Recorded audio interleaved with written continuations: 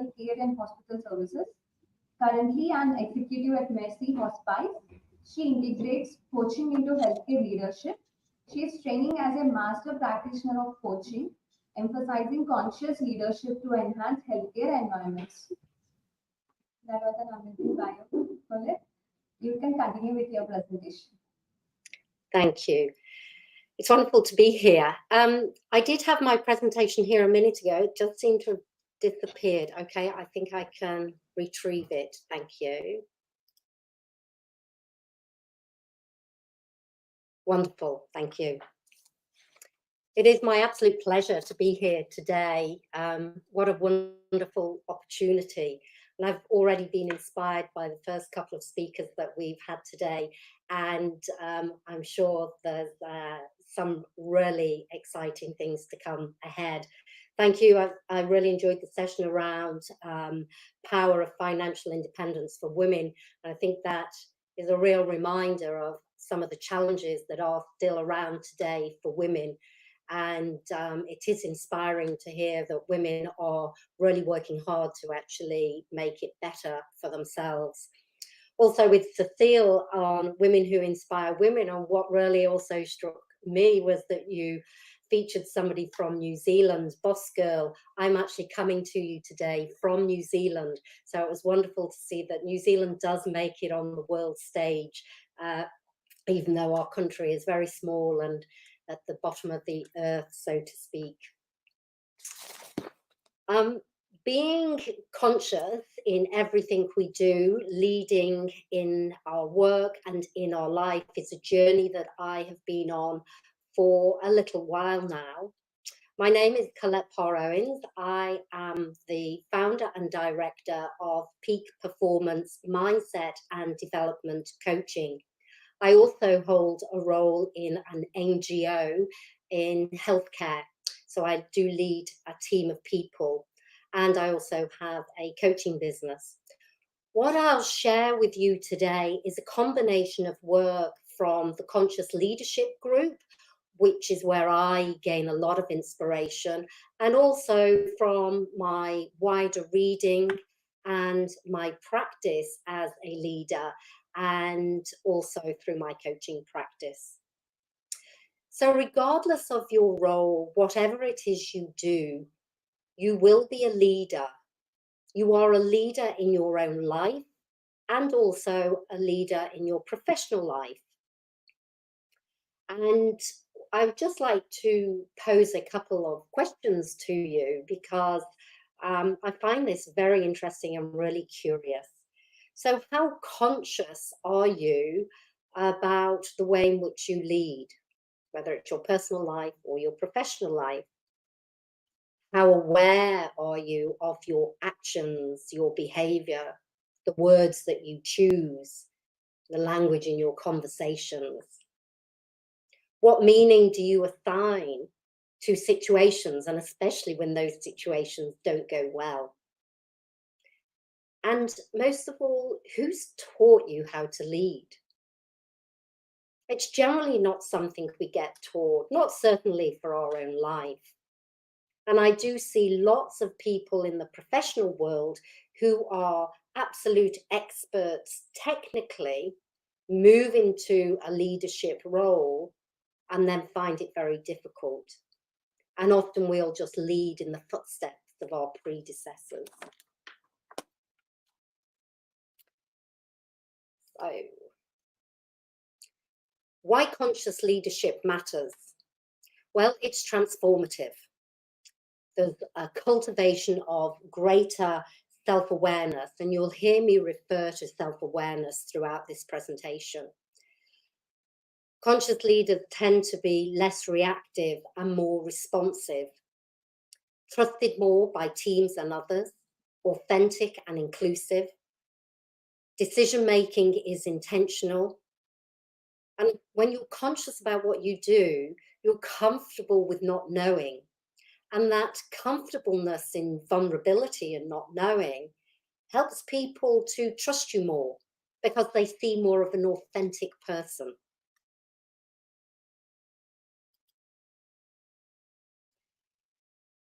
The Institute for Healthcare Improvement talks about conscious leaders can significantly improve staff's well-being and reduce burnout, which is a critical issue today. Burnout is nothing new. It's been around for a long time, but I certainly hear more people talk about it and also experience it. And leaders that prioritize people enhance employees' satisfaction and better work outcomes. Jim Defmar from the Conscious Leadership Group talks about conscious leaders creating an environment where people feel seen and valued. And anybody at work who feels as though they're seen and valued will have greater motivation in anything that they do. And so if you're not a conscious leader, then what are you? So I've picked out 3 models here that are not the only 3 models that you might be in terms of leadership, but they're ones that actually resonated with me. So if you're not conscious, you could be unconscious. And that's driven by those habitual patterns of thinking and acting and behaving and just doing that on autopilot, not really thinking about what you're doing. There's not much reflection that takes place, and it just yields those same repetitive outcomes that are often suboptimal. You could be an ego-driven leader. Results matter about you as the leader. The focus is on the leader, that's self-interest. Disregard for the well-being of others. You could be reactive, constantly reacting to the external events, firefighting along the way, no real plans or systems in place, plenty of chaos. And teams don't really have a sense of direction or know where they're going. And if you ask a team, what's the plan? Where are you going? What are we doing today? You can get the shrugging of the shoulders, because sometimes it can also depend on the mood of the leader. Now, I wonder if any of you can resonate with what I've said. You may well have worked with people who are leaders in this way. Or you might actually be reflecting a little bit on yourself and thinking, I recognize that within me. So what is conscious leadership? It's a way of being. It's a choice. It's an awareness that your actions have an impact on others. It's a journey towards radical self-awareness and self-responsibility. And that can be challenging for people when you really start to understand what do we mean by radical self-awareness. And that is about accepting that you are the creator of everything in your life, how you respond to situations, which your behavior, what you think, creates your reality. And that's a level 1 of being radically responsible. There is a deeper level, which I'm not going to cover on this talk today. Conscious leadership is also about the practice of being mindful to all our actions and experiences, which is pretty much what I've said in the second point. Choice and choosing a different path for a better outcome. You will get more of that with somebody who's a lot more conscious about what they're doing. So rather than going down the same path of action with the same issue, when we're thinking more about what we're doing and the outcome that we want, it's about sometimes changing the path, even though that path might be unknown. But we know that what we've done before has not worked for us. We need to try something new. And being conscious is the being aware of how we see the world and also from other people's perspectives. So becoming a conscious leader starts with a decision to lead with radical self-awareness. being prepared to take 100% responsibility for our own experiences and what we create in our life and our leadership. And one way that you can start to become more conscious in your leadership is by developing your emotional intelligence.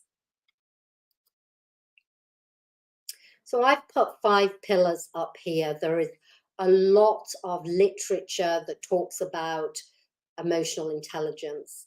And I've picked these 5 main points because this is what comes up for me when I've done my research. Self-awareness, self-resilience, self-motivation, empathy, and social awareness. Now, I think there'll be a lot of people in the room that will say, and truly rightly so, they've got good emotional intelligence. But this is talking about balancing it all out. We'll all be stronger in one area than another, but really we try and balance out our own emotional intelligence. So self-awareness, knowing your emotional impact on others, knowing what you say, how you say it matters. It matters to other people. Self-resilience, building that inner strength to help others, having that calmer approach towards other people's moods and behaviors.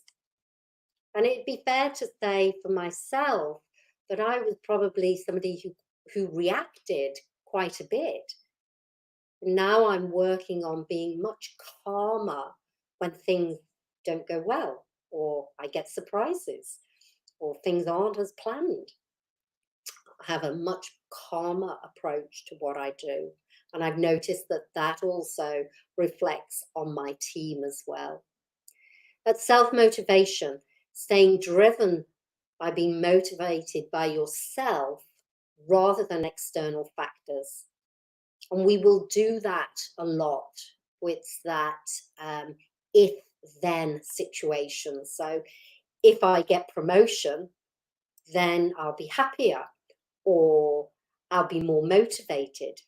And sure, if you get a new job or you get promoted, I'm sure you will be more motivated. However, what happens in 6 months' time or a year when the job is not so new? Where does the motivation come from then? Empathy, cultivating that understanding and connection and placing a high value on others' feelings. It's not about having sympathy, it's about having empathy and compassion and understanding for another person, what might actually be happening for them. It's really important to develop our social awareness, building those relationships and rapport, understanding the dynamics and reading the room around you, knowing when you will change or shift in what you do or what you say or how you're reacting and responding. Being able to read the room is really important. Now, I want to talk to you about a framework that is very well known. It's been around for quite some time. I'm not really sure how much it is used though, and it's something that I've known about for many years, but I've wanted, and now I'm actually placing more emphasis on bringing it into my everyday work. And it's called the above and below the line thinking and behavior. So I'm sure many of you are saying, oh yeah, I've heard of this. So it was written by Carolyn Taylor in Walk the Talk in 2007. And it's a framework that the Conscious Leadership Group refer to a lot. So if we could just look at the bottom line for now and look at the behaviors. So we have patch, protection, blaming others, avoiding responsibility, being reactionary, seeing only obstacles, ignoring or denying, a desire to be right. So if I'm right, you would be wrong, possibly. Dismissive of other viewpoints because you're right. And being quite secretive. So that old saying of knowledge is power.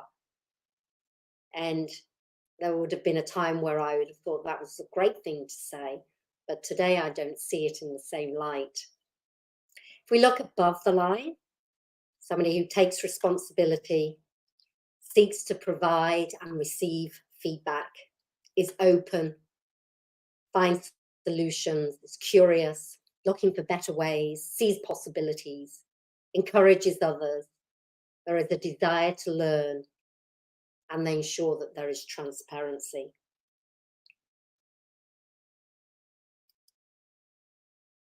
Just taking it a bit further is looking at the language that we use in the above and below the line and thinking. So below the line, summary-wise, reactive, blaming, excuses, denial, using words such as, it's not me, that's not my job, it's not my fault, they did it, you made me. The thinking is around, I have to do everything. I'm right, what are they doing? Or even, I can't do it. You tend to get this closed-minded view, this sort of a win-lose situation. I'm going to win here. I'm in this to win and be right. And so with that, you get that lack of ownership. And for people in the workplace, you often find that their work is below expectation. Above the line, we've got that creativity, ownership, responsibility, accountability. The language is we, us, how can we? How can we help? Who can help us? There's a where can I or we make a difference? How can I or we support? How can I or we help? So it's that more inclusive language. More open-mindedness with an approach of let's have a win-win, let's come together, how can we work together and make this work? There is that personal ownership. It's ready for growth, people are ready for growth and learning, and in the workplace can often exceed expectations.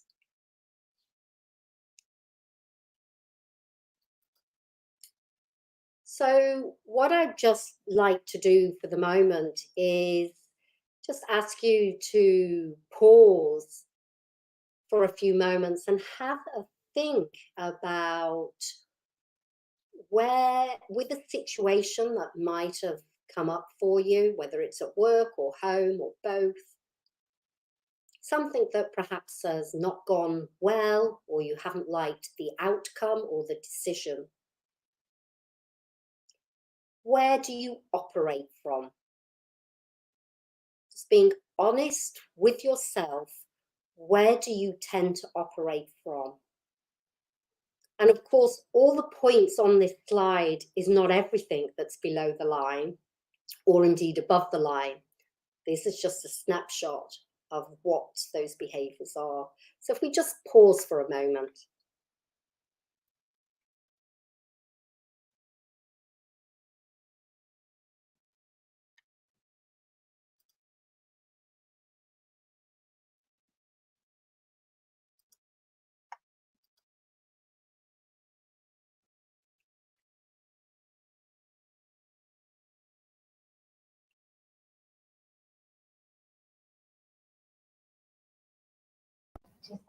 Okay. And therefore, when you think about your situation, is there anybody who felt that they operated from below the line? I certainly have. And welcome to the real world. Welcome to being human, because we are hardwired to come from below the line. It comes back to our ancestry, and we're still running that old operating system today. When you are conscious and more aware of what you're doing and how you're doing it, you can recognize where you are and do a course correct. Now, it's not possible to always live above the line, which is where we'd prefer to be. So accepting that sometimes we will dip down, but again, it is important to be able to recognize that. So in summary, what is conscious leadership and what does it give you? It's a way of being. It's a decision to be more conscious and aware of everything you do. It's that journey towards radical self-awareness and mindfulness and knowing ourselves. You become more conscious by developing your emotional intelligence in a balanced way. And from that, you can get better team relations through greater trust and authenticity, a greater sense of calm as a leader, reflection, and more inclusion. And ultimately, it builds happier, healthier staff and organizations. And that is definitely what I strive for. Thank you.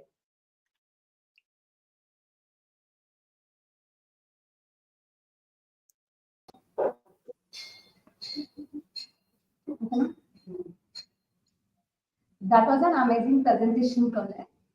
Thank you. We really like the way you presented about leadership qualities and all. We have few questions from our audience. We would just like to address few. Can coaching principles improve patient care and health outcomes? I'm sorry, could you say that again? I wasn't able to hear you. Can coaching principles improve patient care and health outcome? Are you able to hear? I didn't quite. Is there any way you can put that in the chat so I can hear it? Something about health outcomes?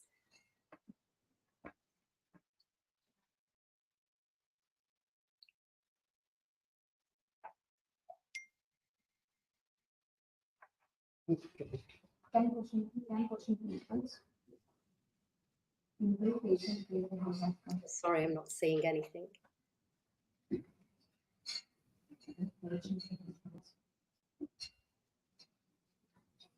I'm sorry, I can't see anything in the chat. Just give us few minutes. We'll just let you in the chat box. Okay. Okay.